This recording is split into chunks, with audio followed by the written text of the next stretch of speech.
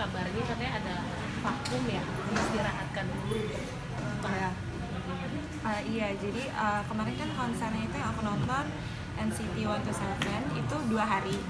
Nah yang hari pertama itu tadinya biasa aja, semua orang juga udah seru-seruan gitu. Tapi tiba-tiba, aku juga nggak tahu kenapa, tiba-tiba pas ada satu lagu stop, itu membernya langsung panik, mukanya terus marah-marah.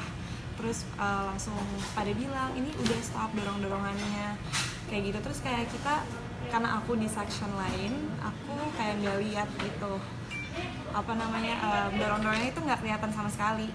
Terus habis itu ternyata mereka habis itu tampil satu lagu lagi. Abis udah selesai lagunya itu mereka langsung pergi, terus tanpa ngomong goodbye atau sama sekali pamitan itu nggak ada. Terus habis itu langsung polisi umumin kalau misalnya konsernya diberhentiin karena udah ada 30 orang yang pingsan. Terus itu pagar barricade-nya itu udah sampai roboh sih. Tapi Ica jauh dari orang-orang yang sempat pingsan itu, atau memang posisinya lokasi Ica itu jauh atau seperti apa sih? Kalau aku itu waktu itu nontonnya tuh di section sebelah yang dorong-dorongan. Jadi kalau di section aku itu semua orang kayak nggak ada yang dorong-dorongan. Jadi kayak semuanya nyanyi-nyanyi biasa aja. Makanya kita juga kaget pas konser dibubarin. Soalnya kirain nggak bakal separah itu. Ternyata emang separah itu waktu itu. Oke, kalau sebagai orang tua sempat panik nggak sih saat tahu kejadian seperti itu? Iya tahu, panik banget soalnya kan dia 2 hari nggak pulang. Jadi malam pertama selesai acara, bukan selesai acara. Waktu itu 2 malam dia menginap di sana, salah satu hotel di BSD aja ya. Iya, di venue-nya. Saya hubungin dia nggak bisa, handphone mati. Saya hubungin teman-temannya nggak ada. Ternyata di sana susah sinyal. Saya aduh mati. Nih anak saya kenapa? Jangan-jangan salah satu korban kan? Sampai saya tuh begini-begini. Ternyata anaknya baik-baik aja, selamat gitu loh. Iya, aman sih aku. Sempet berarti emang pas mau nonton mama nggak diajak sengaja kamu sendiri atau gimana sih awalnya rencana? Emang rencananya aku sama teman-teman aku sih, kan masa mamaku nonton K-pop gitu. Bahkan nemenin. Iya kalau nemenin iya biasanya. Kadang nemenin, cuman yang kemarin enggak sih. Iya. Sempet merasa kecewa gak sih dengan ibaratnya di stop, diberhentikan ya. tapi kan mendengar kabar yang ibaratnya yang di Taiwan yang sana. Sebenarnya kalau konsernya diberhentiin, aku nggak kecewa sama sekali sih, karena awalnya bingung kenapa diberhentiin, cuman aku kayak oh ya udah, masih untungnya aku masih bisa nonton di hari keduanya kan. Cuman yang bikin aku kecewa itu sama oknum-oknum yang dorong-dorongan, padahal akhir-akhir ini tuh kayak ada tragedi Itaewon, terus ada acara konser lain yang juga dibubarin karena over capacity. Jadi lebih kecewanya ke oknum-oknum yang nggak bisa jaga ketertiban aja sih. Ca, ini kan acara musik band K-pop ini sendiri kan benar-benar yang ngeluarin budget modal banget sampai rongga kocek lah ya. Bisa dibilang hampir semua para fans tuh berani ngeluarin berapapun demi idola. Apa sih yang bikin Ica sendiri sampai aku harus nih gitu? Aku juga bingung ya, cuman aku tuh sebenarnya kalau buat K-pop ini aku baru tahun lalu. Jadi tahun lalu tuh aku sebenarnya lagi karaoke sama temen aku yang udah duluan K-pop. Terus dia nyanyiin lagu K-pop, ternyata bagus gitu. Terus kayak aku langsung kepoin sampai rumah gitu-gitu. Terus ke bawah kelanjut. Tapi emang dari tahun-tahun sebelumnya aku emang udah suka banget nonton konser karena emang suka aja euforianya sama vibes-nya, sama kayak bisa sekalian ketemu temen-temen gitu. Terus kalau buat emang biasanya orang mau ngeluarin banyak gitu kan buat konser, itu emang udah kayaknya emang udah tradisinya kayak gitu deh, gitu sih.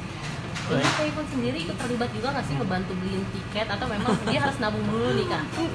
Iya, ada lah pokoknya bergening sama dia. Kadang iya, kadang enggak. Soalnya aku juga sebenarnya punya usaha just tip gitu, just tip konser. Jadi kebanyakan aku sendiri. Cuman kadang beberapa kali kalau momen spesial kayak misalnya aku ulang tahun gitu-gitu. Iya. Atau mungkin kalau tur berapa negara waktu itu Shawn Mendes kan? Jadi itu pasti aku yang jadi ininya sponsor. Soalnya 4 negara kan, jadi kebetulan memang Ica dari SD kalau nggak salah ya kamu ya, SMP yang ketemu Shawn Mendes pertama kali, selfie, terus sampai semua tur-turnya Shawn Mendes itu Ica pasti ada di beberapa negara, mulai dari Singapura, Kuala Lumpur, Bangkok, Jakarta, terus Justin Bieber kemarin Australia juga. Jadi memang Hampir, dia cuma di-cancel. di-cancel. Jadi di tiketnya udah di refund. Evan, ini kecintaan Iya. anak kepada musik ini gimana? Sangat Iya, ibaratnya mengikuti mamanya juga Ikuti. dulu atau gimana? Iya, jadi sejarahnya karena dia dari kecil udah ya gitulah, lihat mamanya kan bergerak di dunia musik, terus promotor juga, jadi anaknya jadi mengarah ke situ dan dia belajar gimana caranya. Oh, aku pengen gini nih, tapi dia maunya sih artis internasional yang lagi booming, misalnya The Weeknd, Ruel, New Hope Club, terus siapa lagi? Dua Lipa ya.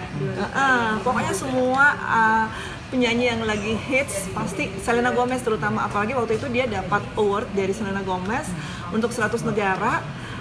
Indonesia diwakili oleh Ica. Ica menang waktu itu tahun 2017 ya. Iya, Ica sempat menang. Mungkin bisa diceritain Ca, sebagai pernah ngejalanin itu promotor sendiri, suka dukanya, terus banyak belajar dari mama nggak sih yang lebih dulu gitu?